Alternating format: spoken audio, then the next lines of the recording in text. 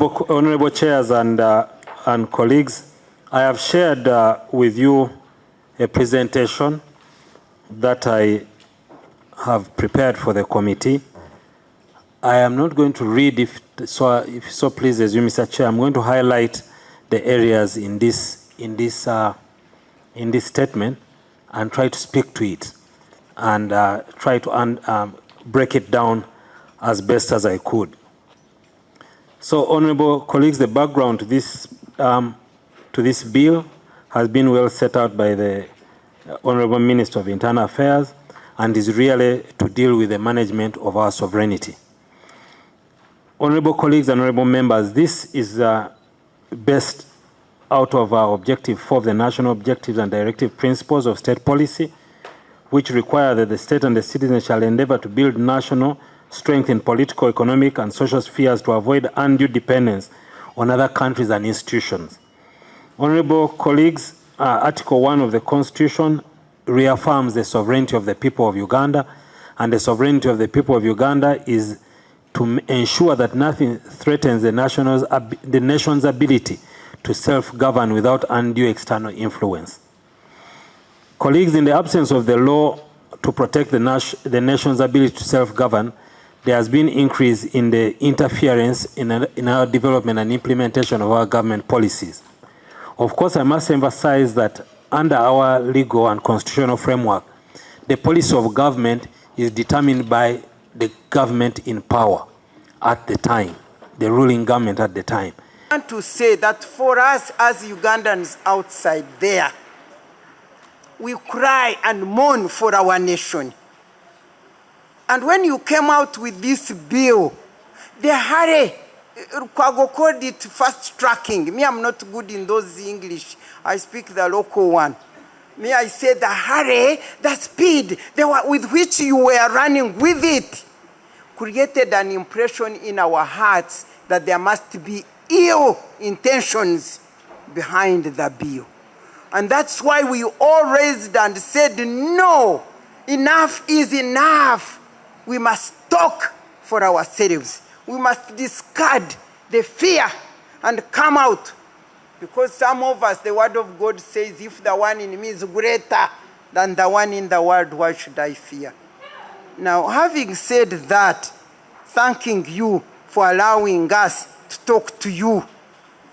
Since you are representing the whole parliament, we want to appeal to you. We want to appeal to your heart, to your emotions, to your conscience, to know that Uganda is for all Ugandans. All Ugandans. I don't want people to say the opposition said this, the other opposition. When it relates to Uganda, the law that is being made, Ugandan citizens should be central to that law. Whatever law, whatever policy, whatever things, whatever procedure, your focus should be Ugandans as human beings, not Ugandans who are in the other party or the other party. The other parties come and go, but Ugandans live. Uganda is for Ugandans. Put it at the center of your heart. As you go to make this law, really, you are not hearing from, you all know, each of you knows what this law will make. It seems to be aimed at particular, specific individuals, but in the end, it will cover all of us. And I want to conclude by saying, for you, many of you are young people. You were not here when President Museveni and the NRM came in.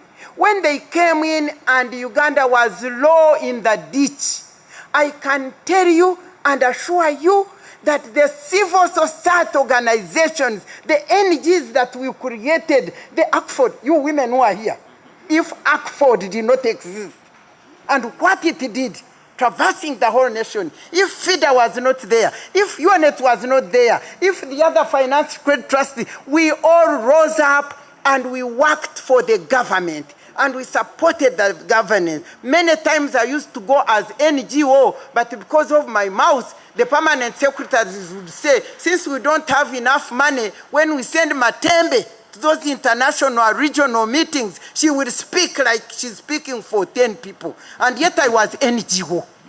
NGOs, without NGOs, I'm telling you, every nation, UK, Europe, everywhere, NGOs play a very big part in empowering citizens and promoting them forward. Now, when you all decide to make sure you make a law which is targeted NGOs, and I have an example I'm telling you, we used to have CEDU,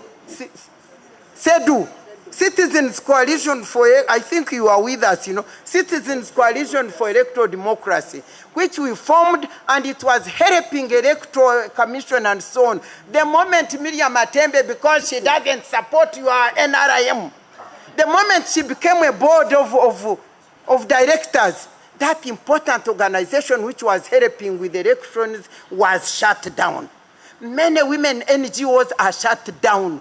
I'm telling you, you may be new people, you don't know where Uganda came from to be where you are to be leaders. We picked it somewhere, but civil society and NGOs were very, very crucial in empowering citizens, in raising these women you see, and promoting Uganda. Please, as you pass your law, please take away this law. After all, forgive me for saying this, after all, the sovereignty of Uganda was sold long ago when you engaged yourself in heavy debts which are supposed to be paid by our grandchildren, by our children. The sovereignty, you are slaves to other nations where you borrow money. Now what sovereignty are you now relating to sovereign Uganda here?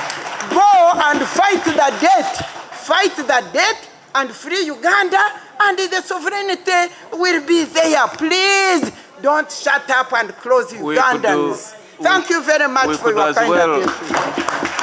Every citizen has a right to participate in the formulation of that policy, but they are not the policy holders. They share, and then the policy is determined by the government. So this is done through the representatives that we elect, all the way from LC1 all the way to the top. That is how policy is formulated.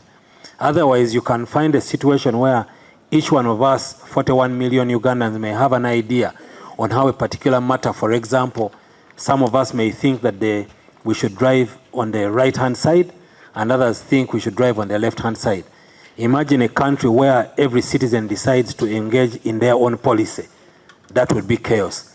So that is brought together by the government now, coming together and engaging with the citizens and coming up with a common policy on that issue. I'm using a simplified, a simplistic example, but it's just to try and drive home why it's extremely important for someone to be responsible for a policy of government. Of the Constitution, by upholding the sovereignty of the people of Uganda, it shall provide for both clusters. Domestic threats and foreign threats. Now the domestic threats against the sovereignty of the people of Uganda are not captured here. So in other words, the law is focusing on protecting the interests of Uganda as against the interests of foreigners. So the bills you have benchmarked, the democracies you have benchmarked, the instruments, they protect the interests of their countries against foreign interests. They don't purport to protect the sovereignty of their people against foreign interests. Because the interests of Uganda are different from, are not necessarily the parliamentary, the interests of Ugandans. So I don't know whether that point is very clear. we have not seen any clause here that speaks about domestic threats to the sovereignty of the people of Uganda. And there are so many, they are widespread. The will of the people has been overthrown several times in elections, in economic policies, education, all spheres of life. The threats are there, they are real, they are actual against the sovereignty of the people of Uganda. This is what ought to be protected by Parliament if you are to operationalize Article 1, which emphasizes that the sovereignty of the people is supreme. So we shouldn't be talking about Uganda, but the sovereignty of the people. So, honorable colleagues, like the Honorable Minister of Internal Affairs stated, we have several laws that have looked to try and address this issue. But we do not have any particular legislation which has boldly and openly come out to address the issue of protection of sovereignty. And that is what this law is looking to do. Foreign interests are not defined, and this has been, I think, addressed in several fora. You cannot criminalize promotion of foreign interests which are ambiguous, which are not defined at all. And it's not this committee which is going to be established in the Ministry of Internal Affairs that is going to register agents of foreign interests, which will determine which ones are foreign interests and which ones are not. The bill also talks about foreign policy. When you look at clause 9 and clause 10, they simply talk about the principles that will guide Uganda's foreign policy, but they don't define what amounts to Uganda's policy. So who is going to determine Uganda's policy and what amounts to foreign interests? Which body is going to determine that? So if I am going to appear before the chairperson of that committee on peace and security, are they going to first assess and say, okay, what you are going to register here is foreign interests. So go ahead. Oh, personally, before I pick out the forms to go and seek for registration, how do I establish that actually I'm representing foreign interests, which are not defined? So that is a fundamental issue. If you're in Uganda here and you get money to support an MP, but you get that money for purposes of supporting the interests of a foreigner, you become an agent of a foreigner. So this has nothing to do with citizenship. It has everything to do with the action that you're doing, the purpose for which you're doing that action. And I'm sure the committee will look at it, and if need be, we can correct, clarify, amend, whatever it is, so long as the purpose is not lost. The purpose is, it is not to take away the citizenship of that person, but it is to tell all of us, do not act for the interest of a foreigner. But every Ugandan should be at liberty to participate in the affairs of this country as long as they are acting for their own interest as Ugandans. Mr. Chairman, with your permission, maybe I do not want to join Honorable Gilbert Olanya in thanking the Attorney General for the courage. At another occasion, I will know how to deal with him. One, Mr. Chairman, if you look at the definition of a foreigner does not mean, but it includes. In my little memory of legislative drafting, when somebody says includes, the definition is so wide that it can incorporate and keep bringing in anybody, and that it will depend on who chooses to enforce the law to bring you into that bracket, as long as they use the word includes. So I wish the draftsman would be clearer to say it means the following people. I have already opined that probably you need to, even when it is ugly, Honorable Chirewa Chwanuka, you can quote it by removing the use of that word foreigner and criminalize activity as opposed to the profiling of the word foreigner. I know you're always blunt, that's why you said you do not want to move in circles. But having been here longer than you, it is my advice that in legislation, that's what we do. We have a plethora of laws that capture the critical concerns that government would have, whether it be anyone flouting any law in as far as the relationship between Uganda and any other country is concerned, somebody out of the country and so on. I mentioned them, Anti-Money Laundering Act. The Penal Code Act captures a number of those provisions. And that's why I'm saying that this particular bill is irrelevant. The good lawyers, the majority of the members of the committee are lawyers, including the leadership of the committee. It is not helpful when you keep putting together pieces of legislation over things that are already taken care of. Again, you cannot have an act of parliament for anything and everything. Each act of parliament will encapsulate numerous issues.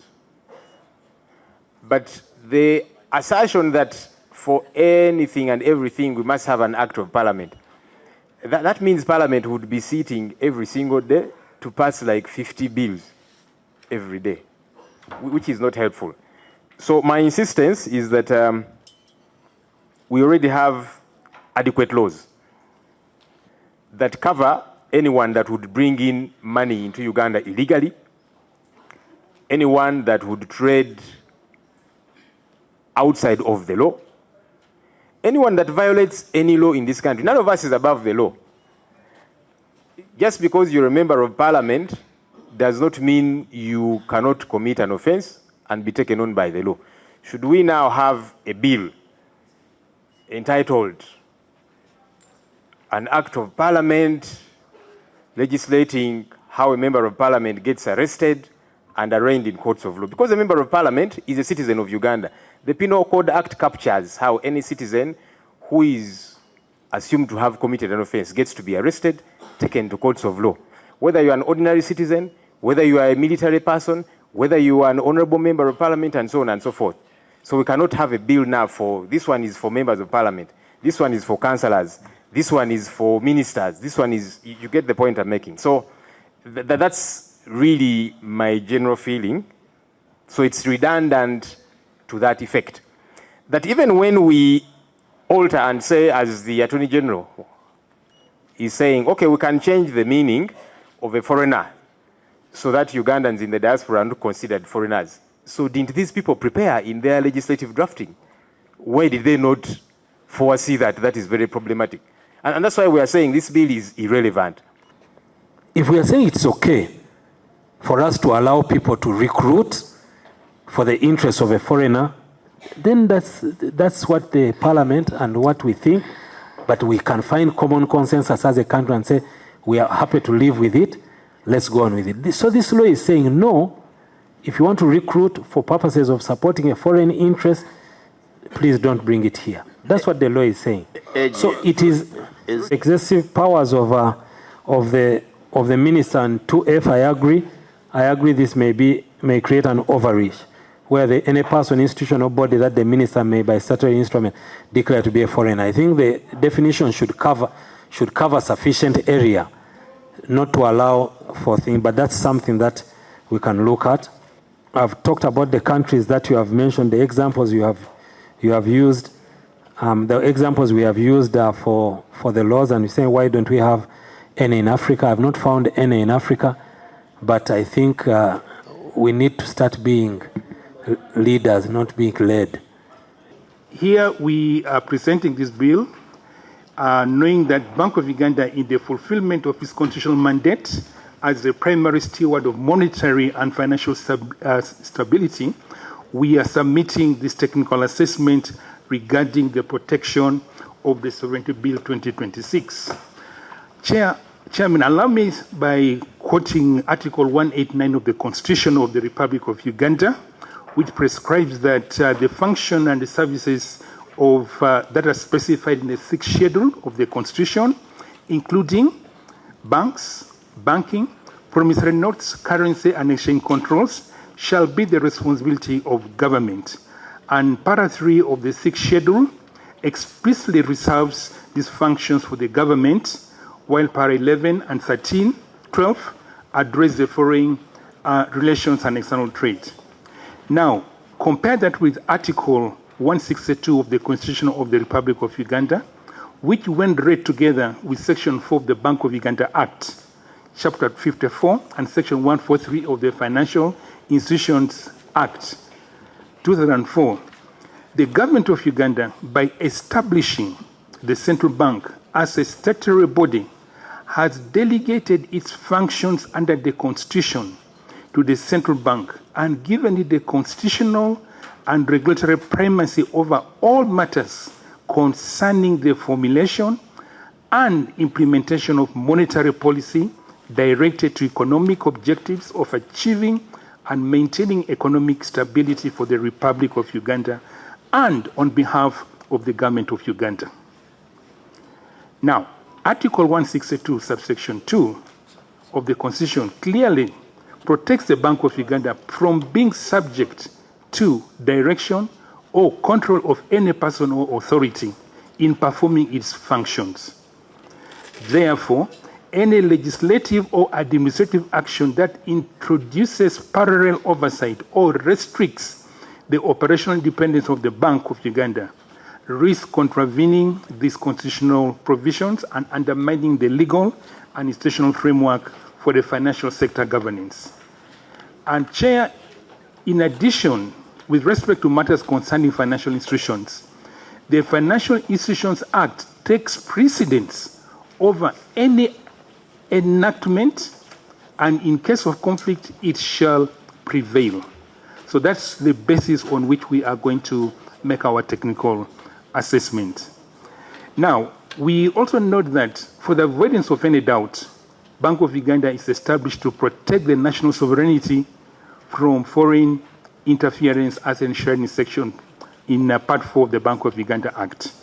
And here I was saying, however, while protecting that national sovereignty is a paramount constitutional objective, the financial system's technical architecture must remain shielded from regulatory fragmentation. This assessment argues that the bill in its current form risks introducing regulatory fragmentation and subjecting this economy to voluntary shocks, potentially undermining the very economic strength upon which true national sovereignty is built. The sovereignty of the people is not threatened by foreign interests only. So if the bill wanted to operationalize the provisions of Article 1 of the Constitution by upholding the sovereignty of the people of Uganda, it shall provide for both clusters. Domestic threats and foreign threats. Now the domestic threats against the sovereignty of the people of Uganda are not captured here.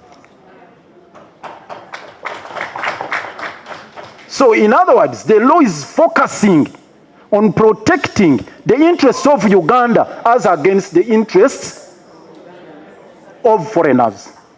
So the bills you have benchmarked, the democracies you have benchmarked, the instruments, they protect the interests of their countries against foreign interests. They don't purport to protect the sovereignty of their people against foreign interests. Because the interests of Uganda are different from, are not necessarily material, the interests of Ugandans. So I don't know whether that point is very clear. we have not seen any clause here that speaks about domestic threats to the sovereignty of the people of Uganda. And there are so many, they are widespread. The will of the people has been overthrown several times in elections, in economic policies, education, all spheres of life. The threats are there, they are real, they are actual against the sovereignty of the people of Uganda. This is what ought to be protected by Parliament if you are to operationalize Article 1, which emphasizes that the sovereignty of the people is supreme. So we shouldn't be talking about Uganda, but the sovereignty of the people. We are now going to go through clause by clause technical assessment.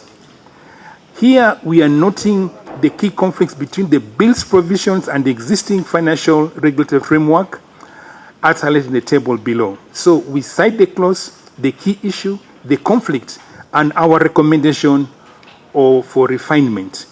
The first one is defining what an agent of a foreigner is. The key issue is that this bill has broadly defined it. It captures even own fintechs, Uganda's abroad, and then the conflict with the existing framework is that it overlaps with the Bank of Uganda prudential supervision under the Financial Institutions Act 2004. So what are we recommending as a refinement? We think that we should exempt supervised financial institutions licensed by Bank of Uganda, Capital Markets Authority, or development finance institutions from this provision.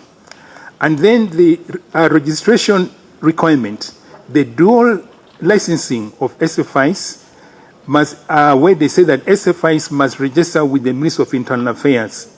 We think that this is creating regulatory arbitrage. So we are proposing as a refinement, we carve out a carve out for the supervised financial institutions, licensed and supervised by Bank of Uganda. And then clause number 16, the suitability inquiries. And here, the provision of mental, fiscal, and health checks for directors, that's what is in the bill. We think that it does exceed Bank of Uganda's fit and proper standards, which may deter qualified professionals. So we want to align it to Bank of Uganda's framework or remove the health inquiries. Now, the rest, in the interest of time, can be read. From Uganda Law Society, then we can win in one go. Mr. President, sir, and for the record, I associate with the Radical New Bar. I voted in the current leadership. Where is my president? Thank I you, hope Chair. you hit on it. Thank you, Chair. Are you sure, Mr. Chairman, you might have to register as an agent of a foreigner?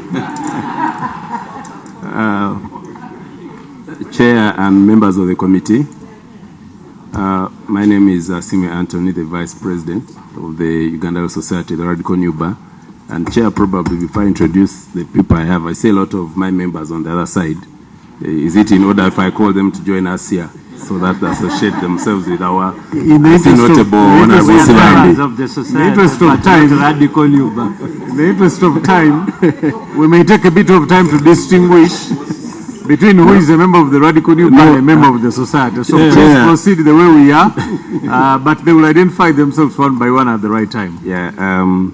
Now, our presentation really has preliminary observations. There are constitutional concerns, which most of my colleagues here have tackled. I wouldn't want to repeat them. The fact that it is vague and overboard.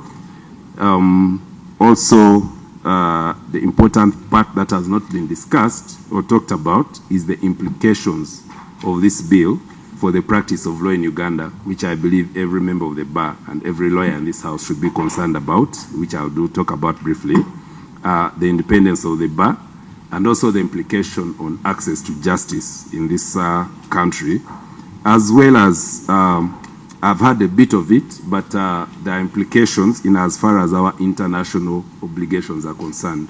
Because as you're aware, Uganda is signatory to so many international treaties, part of some of which are really affected by the provisions of this bill. Should it be passed into law, we shall be actually contravening those obligations.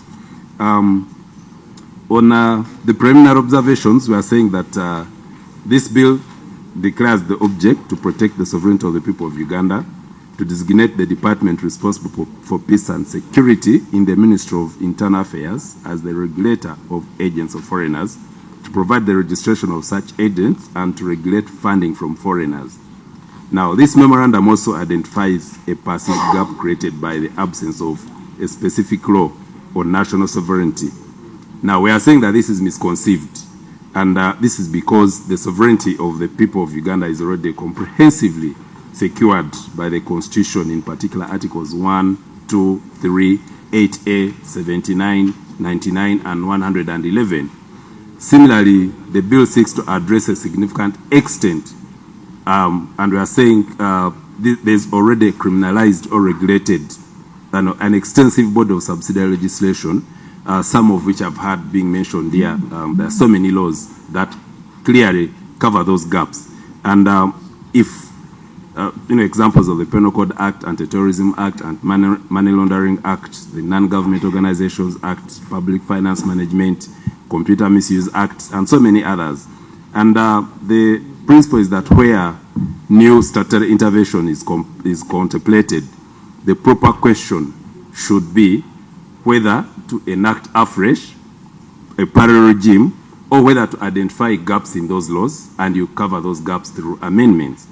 The bill, as it is drafted, as it is presented now, does the opposite. In fact, it creates a sweeping new offense regime administered by the security service that overlays the existing law without expressly repealing or harmonizing it. All these laws are not mentioned anywhere in this bill, yet the principle is that when you're legislating and the new law tends or has an impact of amending an existing law, you must mention, or you must, if it has an impact of repealing it. So we talked about the constitutional concerns, the various articles from Article 1, 29, 38, 21. There are several. I don't want to repeat them. But most importantly for now, and for the members I do represent, the members of the bar, I'll speak about the implications on legal practice. Now, the bill as drafted would have profound, immediate, and damaging consequences for the bar and for access to justice. Now, this basically captures advocates within the agent of foreigner regime, which has been talked about here. Lawyers by practice are already mandated as agents of their clients. And on the plain meaning of this, the definition in clause 1, and when you look at clause 2, 1, an advocate who represents the interests of a foreigner before any agency or official of the government of Uganda is an agent of a foreigner, in as far as clause 2C is concerned. An advocate who solicits, collects, disburses, or dispenses contributions, loans, money, or other things of value or for the interest of a foreigner, which describes ordinary professional fee arrangements with foreign clients, is an agent of a foreigner. An advocate who represents a Ugandan client in diaspora, as per this definition, is also captured. Now, these are the consequences. First, no advocate may act on any such client unless or until that advocate has applied for, obtained, and you holding this current certificate of registration issued by the Minister of Internal Affairs. Now, in this application, if you look at the way the clauses are structured, you must disclose, among other things, the names and addresses of all the foreign clients, the character of their business, copies of every written agreement, including by necessary implication the retainer letter you sign with this client, the terms of every oral agreement, and nature of method of performance of every such contract. That is according to clause 15.2 C and D. Chairman, let me be very clear from the outset. This bill is about cross-border payments, and cross-border payments is about the balance of payments, because the balance of payments is a comprehensive record of all economic transactions between a country's residents and the rest of the world over a given period of time. It tracks the inflows and outflows of money from trade in goods, services, and financial assets. The balance of payments is divided into current account balance and the financial account, and of course the capital account.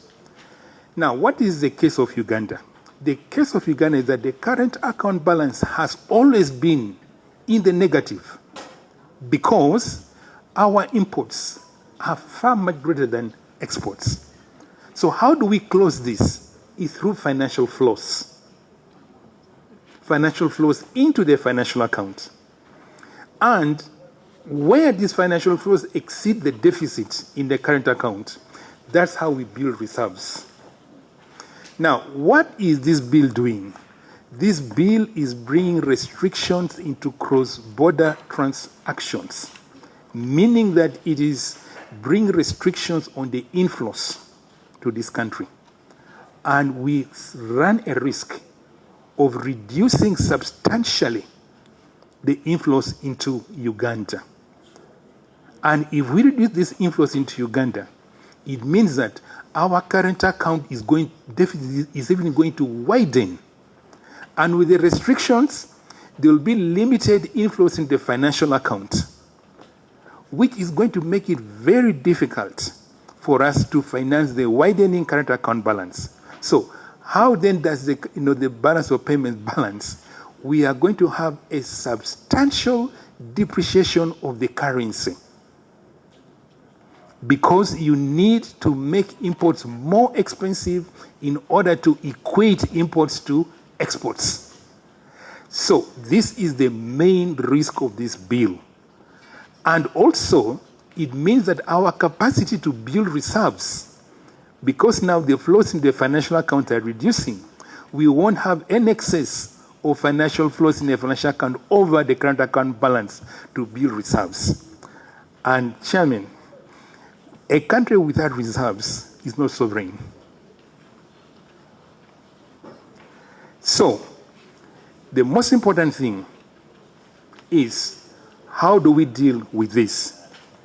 If you look at, for example, what is being proposed, the potential of this bill to destabilize Uganda's balance of payments is our primary concern as a central bank, because it affects cross-border flows. For example, last financial year, the overall balance of payment surplus was 1.5 billion, meaning that the financial inflows in the financial account were in excess of the deficit in the current account balance by 1.5 billion. And that's how we were able to increase our reserve coverage by 1.5. Today, as we talk, our reserves are close to $6 billion. Why? Because these inflows have been coming in. The moment you tamper with these inflows here, we risk running down our reserves. And that is economic disaster for a country. So, these inflows were driven by foreign direct investment of 3.4 billion, portfolio investments of 2.1 billion. Remittances, we are now requiring that remittances, if there's a Ugandan in the diaspora, he's a foreigner, by the definition of this bill, and anybody who receives these remittances in excess of 400 million is an agent of a foreigner. He has to be registered by the Minister of Internal Affairs. Honorable members of Parliament, for remittances that are sustaining the livelihoods of Ugandans, we are likely to see a reduction in the remittances. I don't know what the diaspora people told you, but this is likely to come down. Last year, we got remittances of 1.5 billion. And so it means that we are going to have pressure on our currency. And then the most striking thing also is, if you look at our securities market, the government of Uganda is undertaking significant borrowing to finance its budget. And if you look at the holding of government of Uganda securities by non-residents, by these foreigners, they are holding to close to about $3 billion, which is about 12% of the securities that have been issued are held by this. And going by the definition in this bill, where ministerial approval for the threshold is acting as a capital control, experience in other jurisdictions shows that it leads to immediate exit of the offshore investors. And when they exit, it means that we cannot fully finance our deficit through borrowing. And if we are going to finance, it's going to be through very high interest rates. And as they exit, it will have impact on our currency. And then the other issue is clause number 13 about economic sabotage, that at the publication or anything that causes the weakening of a system is qualified as economic sabotage. Now, Uganda's debt servicing is currently about 50% of government revenue. By criminalizing economic research that identifies fiscal instability, as in clause number 13, the bill destroys what we call price discovery. Because if I'm an investor, I need to look at all the information about an economy, then I price based on that information. So when I don't have that information, because we don't have, the bill has said don't publish anything that weakens the system.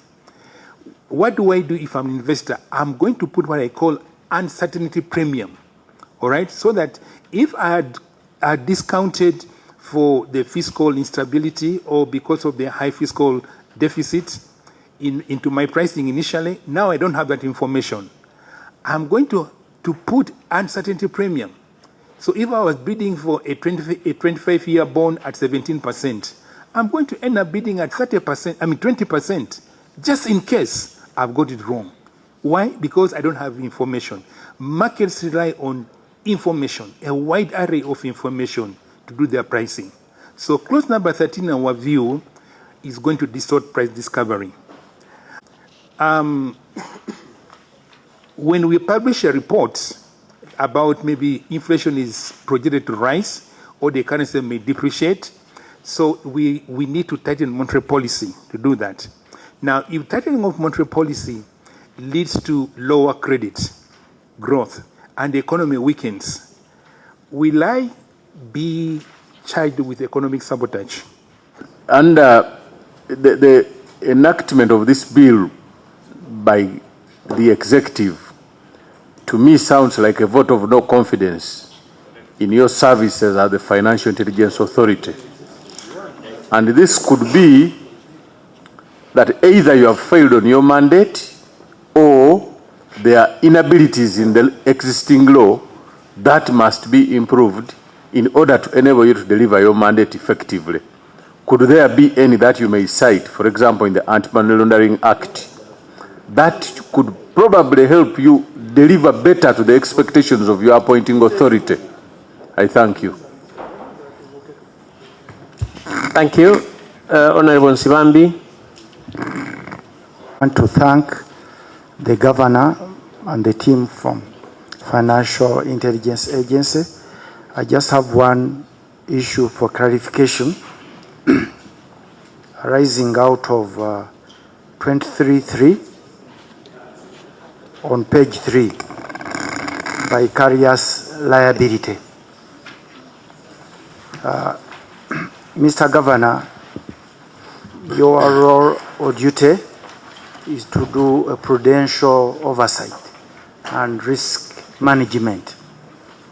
But your observations to do with the vicarious liability of directors, you say this should be removed. You are dealing with, I don't want to call them your sons, but banks and financial institutions. Most of them are artificial entities, meaning that they're acting through a medium of human beings because they're artificial entities. They are persons but artificial. And as such, not being human entities, they act through a medium of human beings as the directing mind and will of those entities, the nerve center. Is there a possibility of taking the memorandum and articles of association in the dock in case of liability? You definitely have to take the human beings. So if they're not vicariously liable, the only option is to get the books, the resolutions, and you put them in the dock. So when you remove this, how are you going to exercise and monitor the performance of functions which are illegal by human beings on behalf of entities? Thank you. Thank you, Honorable Sivambi. Then the other issue is financial sector, de-risking and operational paralysis. The banking industry faces a systemic threat from financial de-risking and regulatory overlap. The corresponding banking that facilitates trade and clearing transactions.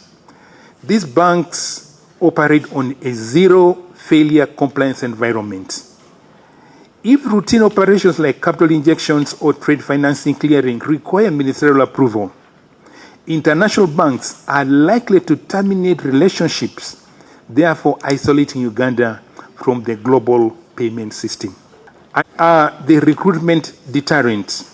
Clause number 23, subsection 3, with its liabilities, and clause number 16 of intrusive suitability inquiries, including fiscal health, may deter qualified professionals from participating in the governance of the Ugandan financial institutions. Colleagues, honorable members of parliament, I want to be very frank here. When we are looking for board of directors for financial institutions, this is a skill that is still very scarce in Uganda. Now, most of these financial institutions have ended up getting skills from abroad into their governance structures. Now, with these very, very intrusive suitability requirements, it will be difficult for these supervising institutions to get these skills, and therefore we are likely to end up with weak governance in the financial institution. Now, to Bank of Uganda, you are independent in your operations. My understanding also is that you should not be influenced unduly by different pressures because of the central role you play as a bank. Under Section 4 of the Bank of Uganda Act, it may have changed, but one of your cardinal roles is to advise the government on monetary policies. My question is, did you get opportunity to advise government on the monetary implications of this shift regarding this bill? In other words, how have you interacted with the executive, particularly touching what you have presented to us, and how did they, if that opportunity was there, what feedback did you get from the executive? No, the minister's powers, because you see, if you say that you should allow people to receive $1 billion, I don't know, I'm looking for words to use in English, but I can't find them. But I may be more expressive in Luganda. In Luganda, we're saying, you know, you're saying that you may try to cover yourself. Okay, having spent the whole night uncovered, at about 6 in the morning, you cover yourself. You have not served any useful purpose. So if you allow all the money to be spent, and then the problem has already been done. Attorney General, so reporting tomorrow. The current practice is, even when I'm receiving people, you do not restrict, because first of all, at the level of soliciting, but I've answered the question, Honorable Segona. I've told you my understanding of it. Okay. You have said you'd rather let the amount and they report after. Actually, so we are saying, if they are receiving money for purpose of recruiting a rebel outfit, then they declare after. Then they declare after the rebel outfit has been recruited. Well, so we are saying that the declaration after may, No. Actually, contrary to what you think, and by the way, I should be understood being the Anti-Money Laundering Act, which requires the banks, before they even allow this money onto my account, I'm required to explain declare and source. Even prove, declare the source. And someone has been bounced back, which I also find outrageous. If it has come, why do we bounce it back? Let the government take the money. But my question is, one, delaying transactions. Two, is where the minister does not even have timelines. That is now a function of law. We can... And further bureaucratization of what we want to achieve. There is the aspect of the checks before the fact, which the Attorney General alluded to, not after, when things have gone bad. But also the bigger worry of the committee was, what if the minister abuses his power? So what better way, if not the minister? I think that we should leave to the committee. If you think the minister is overweight with this responsibility, which is going to be frequent. The second issue is the bill's attempts to regulate, I think, money supply, as you have stated. I think that's the core. They want to regulate. Now, this is also, under the Act, a sole or a core responsibility of Bank of Uganda to regulate monetary supply. So, in this bill, the government is attempting to designate a department responsible for those inflows. Balance of payment likely to go into deficit, the reserves may be depleted, interest rates may rise, exchange rates, our currency is going to get weakened, the capital flight, all those that you have. Are you as Bank of Uganda ready that once this bill is signed, like tomorrow, you have already processed it and you are going to make major monetary policy reforms so that the economy does not collapse. Thank you. Honorable Jonathan Odur, a good listener that I trust. The consequences, we call them unintended consequences, which this bill might introduce. And Chair, of course, given the good intentions at the Financial Intelligence Authority, we think that this bill may create some unintended consequences, which will be increased informality and illegal channels of financial inflows into the country, such as alternative value transfer systems, including the use of the hawalas, the virtual assets, and this may obscure the visibility of such transactions by law enforcement agencies. Chair, it has also been indicated that there are likely to be reduction in remittances by Ugandans in the diaspora. There is also likely to be economic disruptions, and Chair, the mandate overlap, which may create institutional conflict during implementation, and the issues of de-risking and financial exclusion, as banks and other accountable persons may consider such persons as high risk.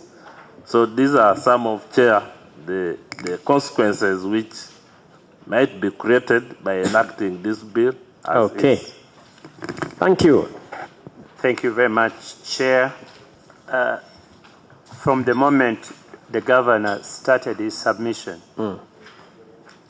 I have been grappling in my mind with what's going on in this country. Do what we are doing today, Chair, is what should have been done by government.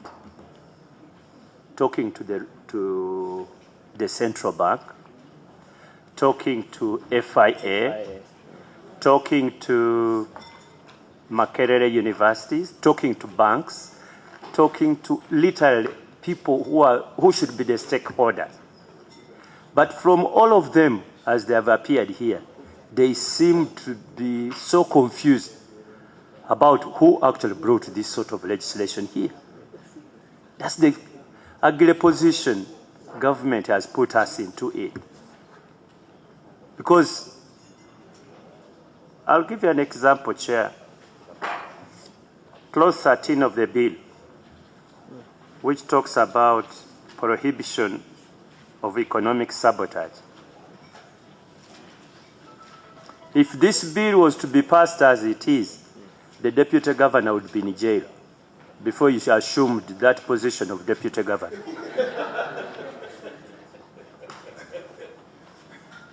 Professor Nwagaba, you agree with me? You would be in jail.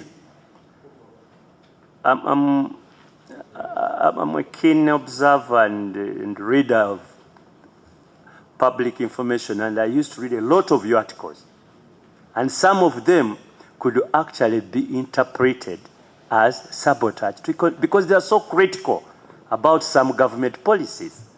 How on earth do you criminalize research and thinking and criticism for purposes of improvement, or abandoning a policy which is not working? If the Minister Kahindo Tafire had the courtesy maybe of talking to you, I mean central bank, maybe you would not be here today. You would have sorted out this sort of problem. FIA, I think you are doing a pretty bad job. Otherwise, why would we have this law if you people were doing what we mandated you to do? You remember we set you up by an act of parliament because we thought everything here which has been brought, you would be able to handle it. Is this a confession that actually you failed in your duties, and therefore we are setting up a parallel system? And since the bill came up, have you two, either Bank of Uganda or FIA, talked to your line minister, say what is this going on? If you haven't, then you're not doing service to some of us. I think we should be doing other things let government come prepared after enough consultation. So the problem, Chair, is lack of consultation. Prior. Of course, prior. And the public should be extremely happy with us because we are doing what cabinet should have done or the minister should have done. Having said that, not to be critical, let us look at other jurisdictions that have had what we call over-regulation. I don't know, and this, I'm talking to the central bank. A country like Ethiopia, just look at the financial regulations they have had over years, the financial regimes they have had over years, and whether they have since then moved away from that restrictive financial regulation to a more liberal one. Reason is for purposes of attracting investment. We need to have regulations in place that makes business easy and attractive, somebody with money. But if you have too much regulation, I can tell you, no serious person with serious money will bring his money here.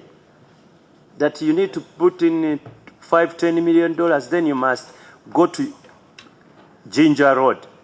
There is an office there, Ginger Road, we call the Minister of Internal Affairs. And you start lining up looking for a certificate from the minister. and the chair, he raises a very important point. He did. Because one, cross-border transactions now are so digital, even internal transactions. Tell me how we shall be doing this. This law envisages paper certificates. People to go to the minister's office and sit there, say, you know, I'm remitting $100, or somebody is going to send me $100. So there is a big, big problem, but as you go back, I think you need to engage your minister. You should have raised this issue in the cabinet. Other than you people coming here to the public, and now you can see the sort of conversation we are having. Like government institutions seem not to agree. And that's quite ugly. Government institutions should be agreeing. So by the time you bring a bill to us in Parliament, you should have agreed as government departments, agencies. There must have been enough consultation. Chair, I think they have done, said it all. Thank you, Honorable Katuntu. Yes. So you cannot talk about anything else other than this act only applies to this. So this is the application. So you can clarify it and make it better English and repeat it and say, as stated in, as per the application of the law. But you see, this act applies to a person who is an agent of a foreigner. This act. So don't ask me who has no dealings with a foreigner under this act. I have no business. Exactly. It does not relate to my grandmother in the village who has no dealings with a foreigner. You cannot come. So your grandmother can solicit from a foreigner? My grandmother can solicit from a foreigner so long as they are not dealing doing activities under 2.2. Okay. I think it's, thank you. Thank you.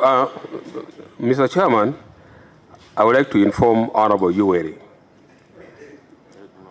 As I stated earlier, this law is targeting very few individuals. And looking at the other paper now, you clarified. Yes. It means by this week or next week, the law will be passed.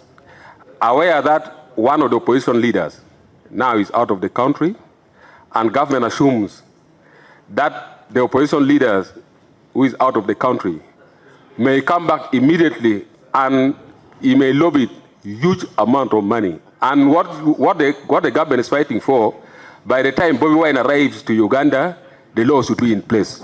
So you are targeting very few individuals, which is very wrong. Honorable Anya. I'll leave that to the chairperson of the committee because, Honorable Anya, I am here by invitation of the committee. And as I had been advising, I have many things that we invited you because you sent us a bill. Yes. So for me, I sent the bill. Asking why did you send it now? Like I have so many other bills on the order paper today. our business didn't stop. This is part of our business. Now, the issue of FDI, colleagues, let us not, and I'm going to say this in a way which I'm looking for the best way to put it across. Uganda is poor. Uganda needs aid. Uganda must get aid in order for it to survive. And therefore, we must take aid, whatever the consequences are. Committee colleagues, we need to be careful. We must not receive money for whatever money we need because we are poor. Therefore, we get money to corrupt our morals, determine our destiny. That's what we are saying here. We are not saying we don't want FDI. We are saying let it come. We want foreign direct investment. And it has been coming. But we are saying if it is coming for these purposes in clause 2.2, if it is coming for the purposes of clause 2.2, please don't bring it. Colleagues, Uganda does not need the money at any cost. There must be a point, I was sharing here, if we were allowed to speak vernacular, there were vernacular ways of expressing what you need to do at any cost, that you can get anything at any cost. You may end up selling more than you can give. So yes, this law is not for purposes of stopping FDI. In fact, if there is, pardon? No. I think that's, it may be misunderstood. But what I'm saying is that this law is not about, in fact, if this law has, in your view, the consequence of stopping aid, then we need to rethink it. But if it has the consequence of allowing, if it has the consequence of stopping unwanted aid, then you may want to think about it. So what we are saying here, you need to strike a very neat balance between growth and your security. For example, if we say it's okay for people to recruit, enter into partnership and recruit people, like we say in D, recruit people to promote the interests of a foreigner. For example, we have not had a war here. We've not had a rebel group which has not been supported externally. So when this bill, if passed, when does it become operational? There's no transition time given, but that's another matter. And then in terms of the capital requirements, you all know that Tier 1 banks require 150 billion, Tier 2 require 10 billion, Tier 3, 4 require 1.5. Now, this cap would severely restrict capital injections, intercompany shareholding loans, and correspondent banking, all of which are essential for liquidity management and regulatory compliance. And then the policy framework, and this is, Honorable Members of Parliament, this is a very, very important point. Since 1990s, the Uganda's successful and sustained economic recovery has been built on policy predictability. What this bill is introducing, it is introducing what we call time and policy inconsistency. That is going to threaten the tenfold growth that the government of Uganda is aspiring. If you look at our investment levels that are required, they are far much lower than the savings we have. So we require foreign capital to fill up this gap. Now, if we are going to grow the economy to $500 million by 2040, we require annual FDI to rise to about $50 billion. And we require domestic savings to start to 40% of GDP.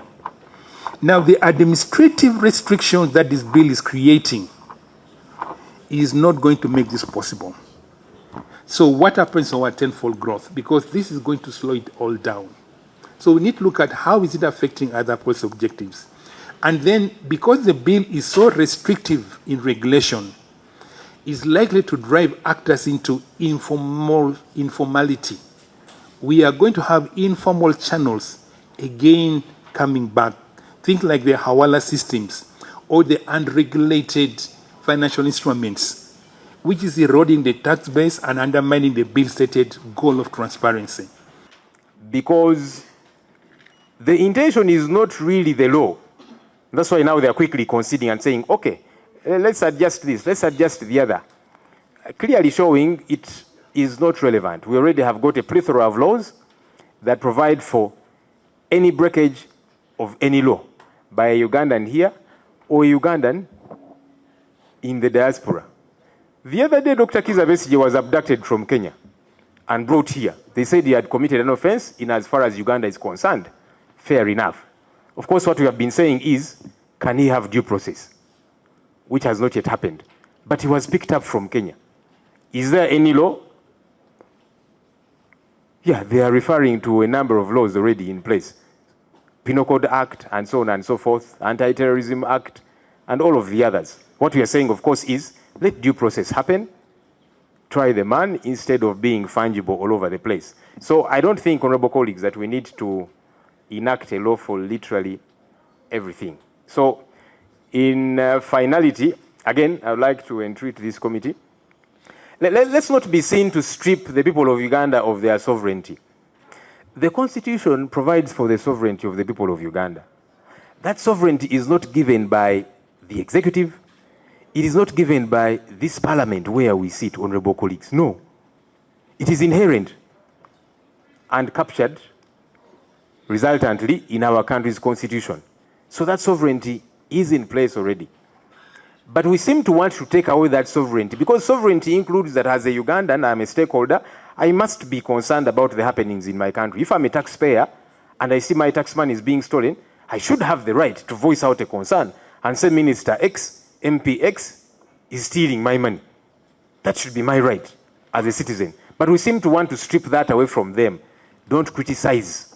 But why? They're stakeholders too. Why doesn't government want to be criticized? There should be no problem with that. But also saying that as a citizen, you are not supposed to critique government policy.